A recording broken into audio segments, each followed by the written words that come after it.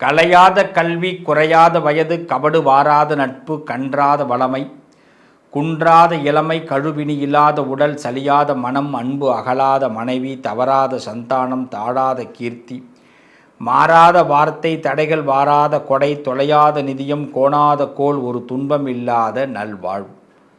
துய்யனின் பாதத்தில் அன்பு உதவி பெரிய தொண்டரோடு கூட்டு கண்டாய், அலையாடி அரிதுயிலும் ஆயனது தங்கையே, ஆதி கடவுரின் வாழ்வே, அமுதீசர் ஒரு பாகம், அகலாத சுகபாணி, அருள்வாமி அபிராமி தாய். அபிராமியோடைய அருளால் உங்கள் அனைவரையும் சந்திப்பதிலே பெரும் மகிழ்ச்சி.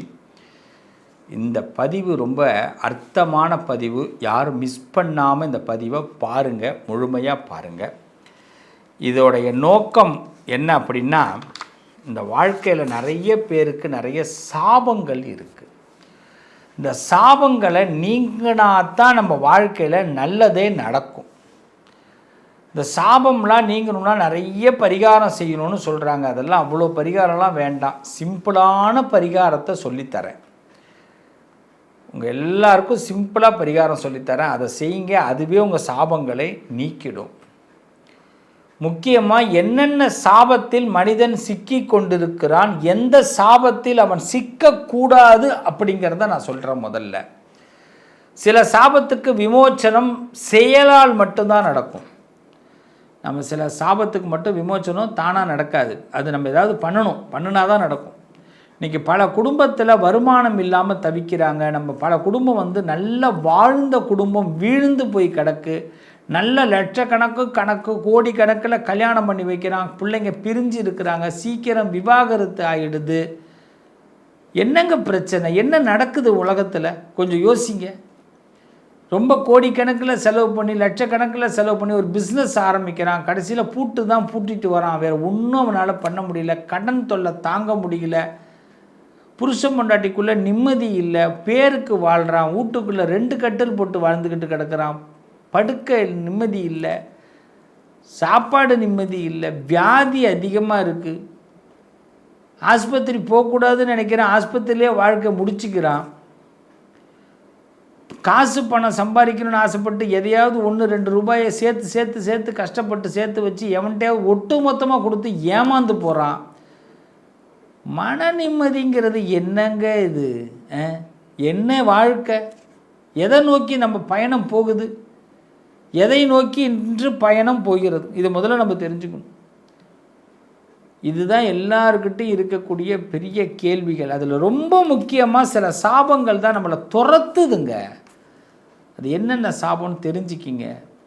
அதை எப்படி தீர்க்கணும்னு நான் ஒவ்வொருத்தவங்களுக்கும் சொல்கிறேன். ஏன் இந்த சாபம் வந்ததுன்னு ஒவ்வொரு ராசிக்கும் தனியாகவே சொல்கிறேன். முடிவாக நான் அதுக்கு பரிகாரமும் சொல்கிறேன். எஸ், உத்தரவு. முதல்ல பாருங்கள், பெண் சாபம். பெண்கள் உங்கள் வீட்டில் பெண் சாபம் இருந்ததுன்னா அது துஷ்டங்க. அதுக்கு பெரிய கஷ்டமே அந்த பெண் சாபத்தினால நம்மளால் நிம்மதியே இருக்க முடியாது. இந்த பெண் அடுத்தது நாகசாபம், சர்ப சாபம்னு சொல்லுவாங்க. சர்ப சாபம்னா பாம்பு சாபம் மட்டும் கிடையாது. பாம்பு தொடர்பான சாபம் மட்டும் இல்லை. இது பித்ரு தோஷம் போல இது ஒன்று சாபம். இது எப்படின்னா, நம்ம பேசுகிற வார்த்தைகள் சர்ப்பமாக பாவிச்சிடும். என்றைக்கோ எங்கேயோ ஒரு வார்த்தையை விடுவோம், அது நமக்கு இந்த சாபமாக மாறிடும். அடுத்தது இறந்தவர்கள் சாபம். பெரிய கடுமையான சாபம். செத்தவன் சும்மாவே சாக மாட்டேங்கிறான், எதையாவது ஒன்று பண்ணிட்டு போயிடுறான். இந்த 3 சாபத்தை முதல்ல நம்ம கடந்துட்டோம்னா நம்ம வாழ்க்கை நிம்மதியாக இருக்கும். அதை எப்படி கடக்கலாம், அதுக்கு என்னென்ன பரிகாரம் அப்படிங்கிறத நான் தெளிவாக எல்லாமே விவரமாக சொல்கிறேன். பாருங்கள், நிச்சயமாக இது ஒரு யூஸ்ஃபுல்லாக இருக்கும். இந்த பதிவுக்கு பிறகு உங்கள் வாழ்க்கையில் நான் சொல்கிறத மட்டும் செய்யுங்க. ரொம்ப சிம்பிளாக செய்யுங்க. கண்டிப்பாக உங்கள் வாழ்க்கையில் 3 சாபங்களும் விலகி உங்கள் வாழ்க்கையில் ஒவ்வொரு ராசிக்காரர்களும் நிம்மதியாக இருப்பீங்க. இது வரைக்கும் உங்கள் வாழ்க்கையில் என்ன தடைப்பட்டிருந்தாலும், எது விளங்காமல் இருந்தாலும், ஏன்டா வாழ்க்கையில் எனக்கு நிம்மதியே கிடைக்காதாடா அப்படின்னு நினச்சிருந்தீங்கன்னா கூட அந்த நிம்மதி ஆண்டவன் ஏதாவது ஒரு வழியில் அதை கொடுப்பான். இதை கேட்குற உள்ளங்கள் எல்லாருக்கும் நிச்சயமாக நிம்மதி கிடைக்கும். நம்புங்க. வாங்க பார்ப்போம். பெண் சாபம், நாகசாபம், இறந்தவர்கள் சாபம் துளாராசிக்கு இருக்குன்னா அவங்கள என்னென்ன படுத்தும், என்னென்ன அதுக்கு தீர்வு, இதை தான் பார்க்க போகிறோம். துளாராசியை பொறுத்தவரை முதல்ல ரிலேஷன்ஷிப் நல்லா இருக்காது. ஒரு பெண் சாபம் இருந்தால் ஹஸ்பண்ட் ஒய்ஃப் ஹஸ்பண்ட் இந்த லைஃப்பில் ரிலேஷன்ஷிப் நல்லா இருக்காது. அடிச்சுப்பீங்க கூடிப்பீங்க அடிச்சுப்பீங்க. சில நேரத்தில் ஏண்டா வாழ்கிறோன்னெலாம் தோணும்.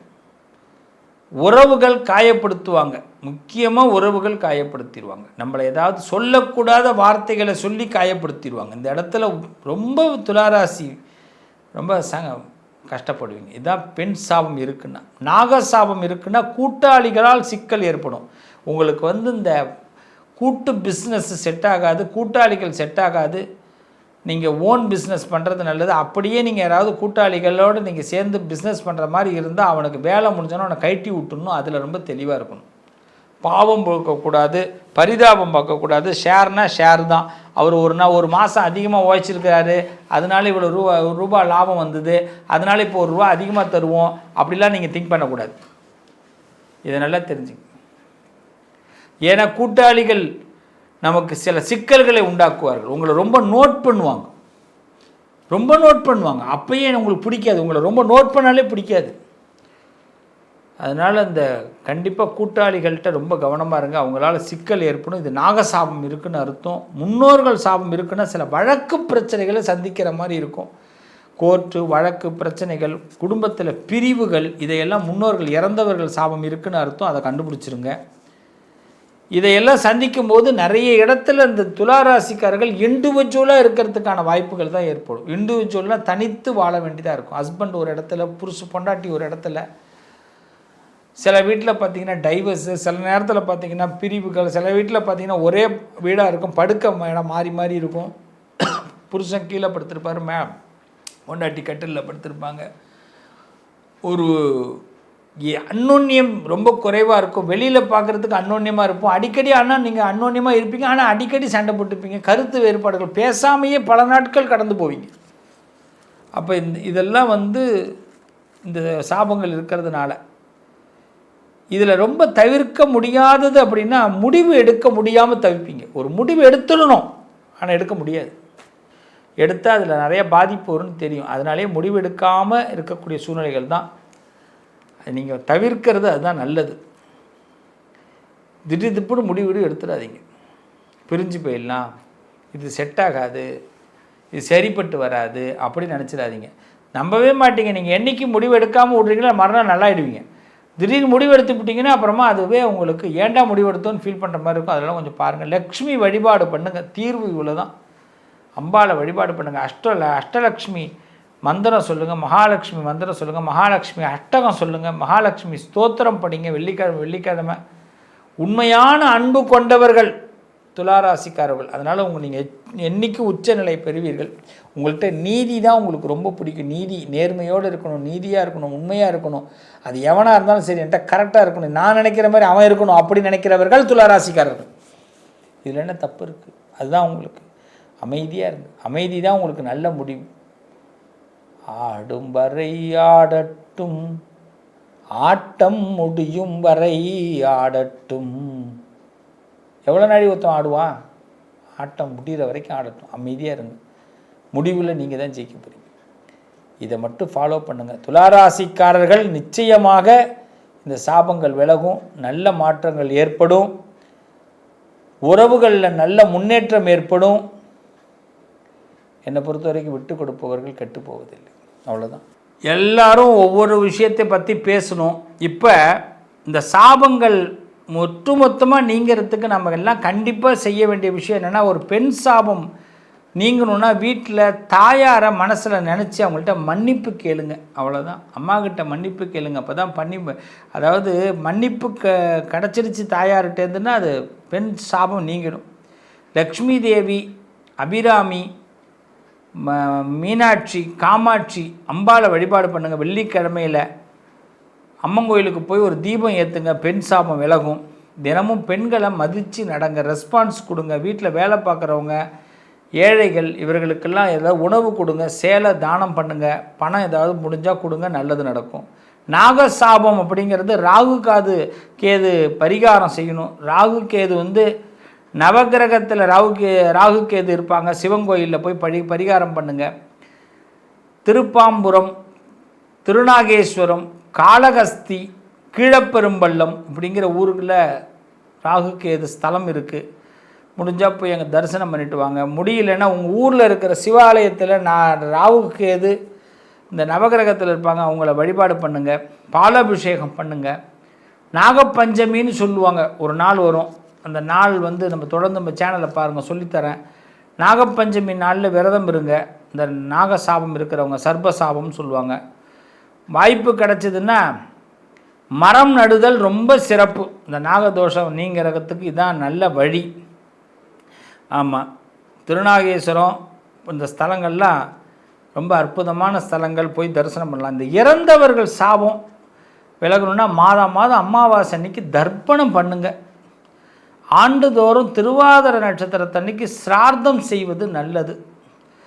ஆமாம், திருவாதிரையில் அந்த திருவாதிரை நட்சத்திரம் இந்த கரிநாள்னு ஒன்று சொல்லுவாங்க. நிறைய பேருக்கு கரிநாள்னு என்னென்னு தெரியாது. கரிநாளில் முன்னோர்களை நினைக்கணும்.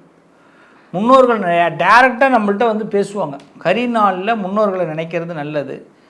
காலண்டரில் போட்டிருக்கும் கரிநாள் அப்படின்னு. அன்றைய நாளில் முன்னோர்களை நினைங்க, அப்போ தான் அந்த பித்திரு தோஷமே விலகும்.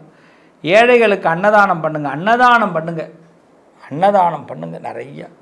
காகங்களுக்கு உணவு வைங்க, பித்ரு சாந்தி அது. காசி ராமேஸ்வரம் போன்ற ஸ்தலங்களுக்கு சென்று சுவாமி வழிபாடு பண்ணுங்கள், நிச்சயமாக நல்லா இருப்பீங்க. ரொம்ப முக்கியம், இந்த 3 சாபங்கள் விலகணும். ஏன் இருக்கிற எல்லா சாபமும் விலகணும்னா இன்னிலிருந்து ஒரு சபதம் எடுக்கிறோம். என்னென்னா நல்ல மனசு, நல்ல செயல்கள் தான் மிகப்பெரிய காரணம். அதுதான் பரிகாரம். யாருக்கும் துன்பம் கொடுக்காமல் வாழ்வது ரொம்ப முக்கியம். அதே மாதிரி யாரையாவது தப்பு பண்ணியிருந்தால் மன்னிப்பு கேட்டுடுங்க, மன்னிப்பும் கொடுத்துருங்க. இது ஒரு நல்ல தீர்வு. 5 நிமிஷம் தியானம் பண்ணுங்க. 5 நிமிஷம் டெய்லி மன அமைதிக்காக டெய்லி 5 நிமிஷம் தியானம் பண்ணுங்கள். நமசிவாயா அப்படின்ற மந்திரத்தை ஜபமாக சொல்லுங்கள். பெருமாள் தான் பிடிக்கும்னா நாராயணான்னு சொல்லுங்கள். ரொம்ப பேருக்கு எல்லாருக்கும் உதவி பண்ணுங்க. இதை மட்டும் செஞ்சுட்டு வாங்க, கண்டிப்பாக இந்த சாபங்கள்லாம் விமோச்சனமாகி உங்கள் வாழ்க்கை தரித்திரம் விலகி நல்லா இருப்பீங்க. நல்லது நடக்கும். உங்கள் அதிர்ஷ்டத்திற்கான தீர்வு: கல்வி, பதவி, யோகம், தொழில் வளர்ச்சி பெருக.